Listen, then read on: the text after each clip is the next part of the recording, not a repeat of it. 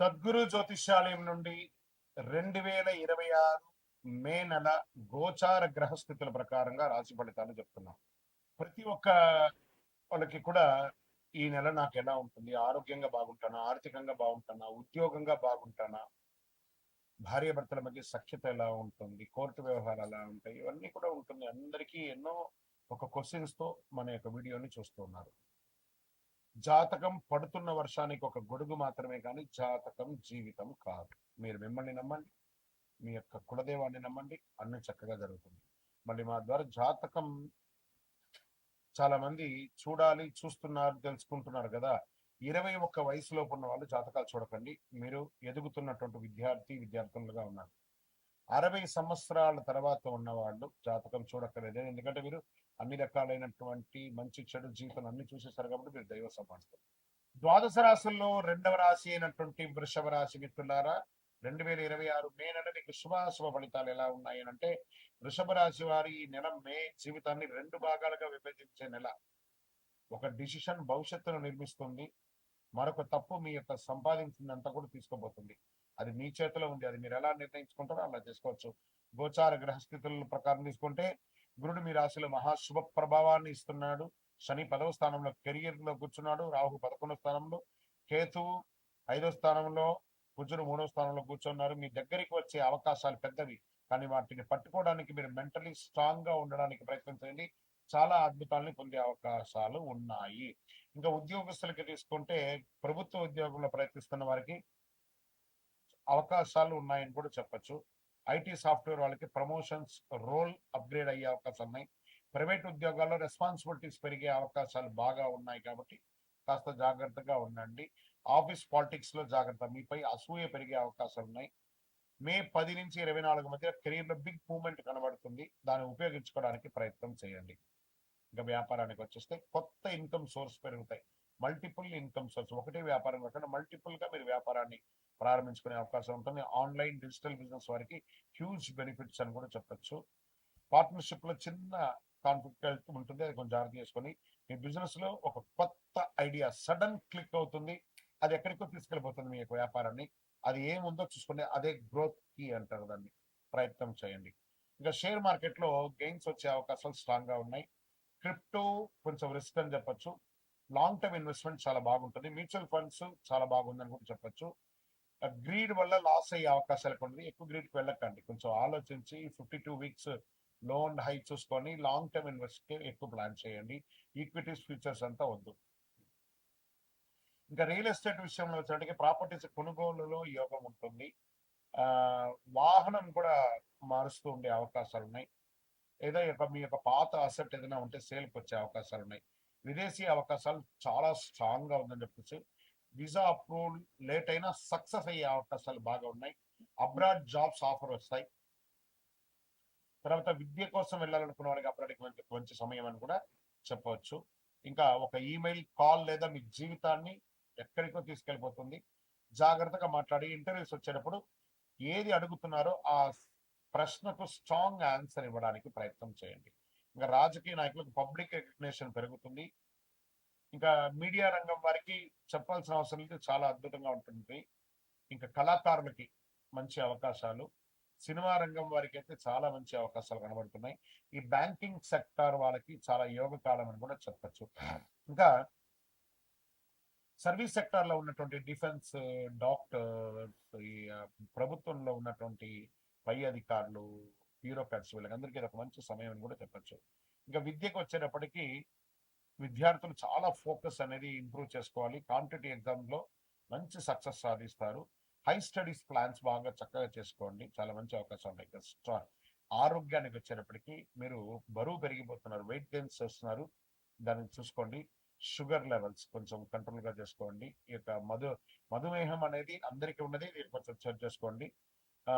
Throat సంబంధించి, neck కి సంబంధించి చిన్న చిన్న ప్రాబ్లం వస్తుంటాయి. మెంటల్ స్ట్రెస్ అకేషనల్ గా వస్తుంటుంది, చూస్తుండండి. స్ట్రెస్ తీసుకోకండి, అది కొంచెం చేసుకోండి. ఫుడ్ కంట్రోల్ ఉండాలి, హెల్త్ డిస్టర్బ్ అవ్వకుండా ఉంటుంది, జాగ్రత్తగా ఉంటారు. ఇక వ్యవసాయదారులకైతే చాలా బాగుంటుంది. డైరీ, అనిమల్ ఫార్మింగ్ వారికి బెనిఫిట్ ఉంటుంది. సీజనల్ ఫ్రూట్స్, సీజనల్ వెజిటబుల్స్ ఇది మీకు చాలా మంచి అవకాశాలు ఇస్తుందని కూడా చెప్పచ్చు. ఇంకా ప్రేమికులకి మంచి సమయం అని కూడా చెప్పచ్చు. దంపతులు మీరు ఎప్పటి నుంచో ఎదురు చూస్తున్నటువంటి సంతాన యోగం కలిగే అవకాశాలు బాగా ఉన్నాయి.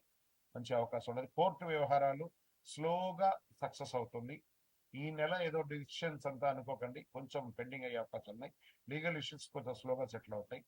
పరిహారాలు మీరు చేయవలసిన పరిహారాలు అంటే శుక్రవారం లక్ష్మీదేవికి పూజ, తెల్ల పూలతో అర్చన చేయండి, ఓం శుక్రాయ నమః అని ప్రార్థన చేయండి, కనకదార స్తోత్రాన్ని ఎక్కువ వినండి, చాలా అద్భుతంగా ఉంటారు. మీరు ఏం చేయాలంటే గోవులకి ఆహారానికి, పిచ్చుకలకి అంతా కూడా ఆహారం ఇవ్వండి. అమ్మవారి యొక్క దేవాలయంలోకి వెళ్ళి ఆ నిమ్మకాయతో దీపము ఒక 21 రోజులు కంటిన్యూగా క్రమం తప్పకుండా ప్రతిరోజు ఒక 21 రోజులు వెలిగించండి. చాలా అద్భుతమైనటువంటి పొందుతారు. వృషభ రాశి వారు సంపద, అవకాశాలు, పరీక్ష కలిసి వచ్చే నెల ఈ నెల. మీరు ఎంత ప్రయత్నం చేస్తే అంత గొప్పగా ఉంటారు. విజయోస్తు. ఇంకా మీ యొక్క వ్యక్తిగత జాతకం కొరకు మీ యొక్క పేరు, date of birth, time of birth, place of birth, మీ పరిసర ప్రాంతాల్లో ఉన్నట్టు గురువుల్ని సంప్రదించి తెలుసుకోండి. లేదా గురుగారు మీ ద్వారానే మేము అపాయింట్మెంట్ తీసుకోవాలనుకుంటున్నామంటే మా డిస్ప్లేలో కనబడుతున్నటువంటి నెంబర్కి మళ్ళీ చెప్తున్నా, మీ పేరు, date of birth, time of birth, place of birth WhatsApp చేయండి. మా అడ్మిన్స్ మీకు రిప్లై ఇస్తారు, మీరు పొందవచ్చు.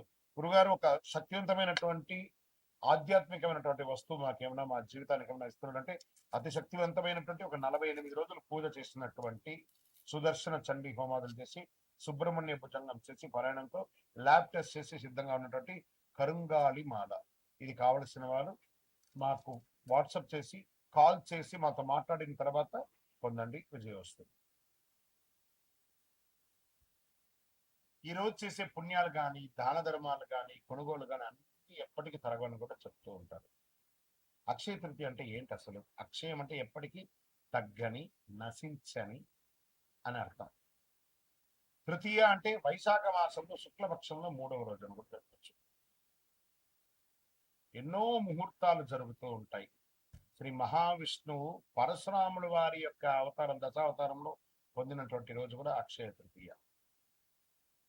మహాభారత రచన ప్రారంభమైంది మహాభారతం ఈ యొక్క అక్షయ తృతీయ రోజే.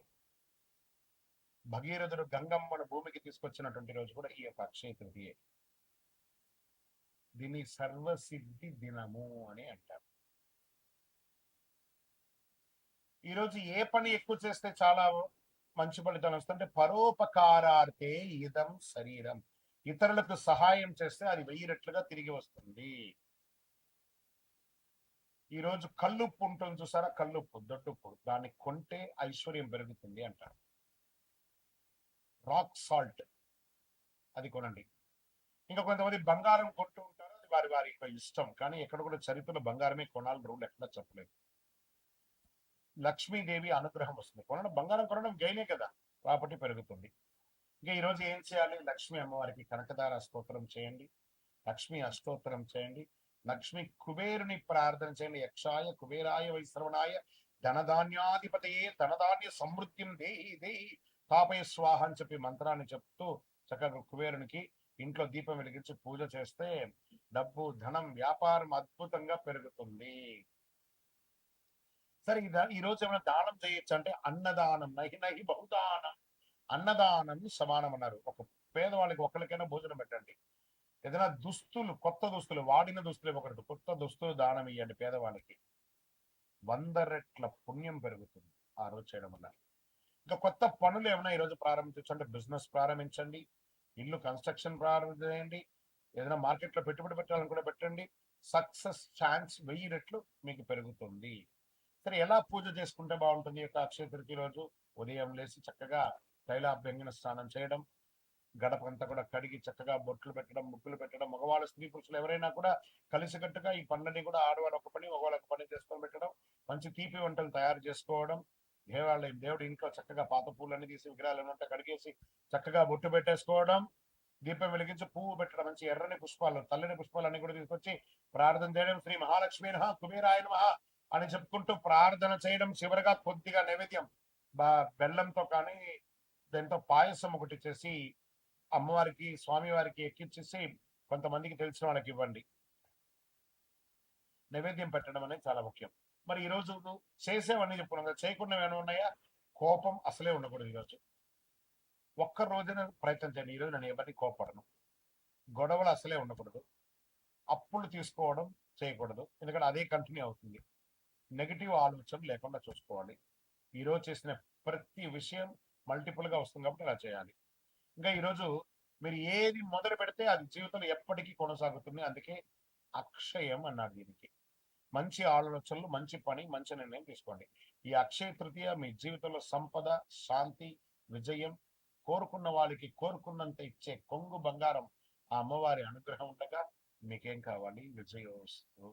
అక్షయ తృతీయ శుభాకాంక్షలు. మా ఛానల్ ప్రేక్షక మిత్రులారా, అన్ని నచ్చుతున్నాయి. మీరు కొంచెం సబ్స్క్రైబ్ చేస్తే బాగుంటుంది అంతే. విజయోస్తు.